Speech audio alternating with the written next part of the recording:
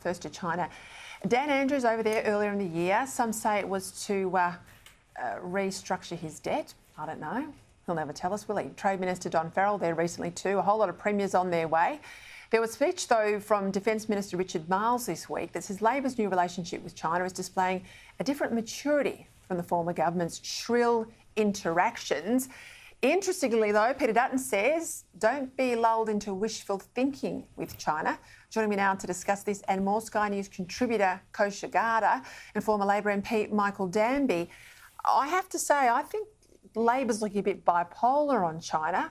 You know, Beijing's dangling the billions again. We're racing over there at the drop of a hat to have, quite appropriately, these trade talks.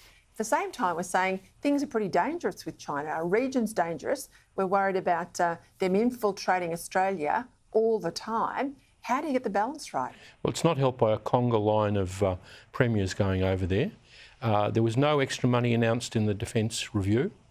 There was no mention of China in the final Quad statement. And the Troika, Marles, Albo and Wong are still doing quite well on China, but it's a legitimate concern to say we shouldn't overcompensate in order to get Albo's meeting with Xi in October. We better get those trade barriers taken away beforehand and the two journalists released, bare minimum.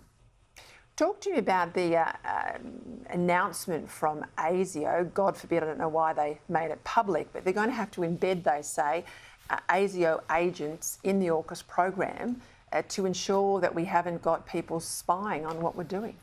So after the AUKUS deal, many expected that Australia is going to increase as a target for espionage, for cyber warfare, and expectedly, that's why ASIO is trying to shore up our defences in that.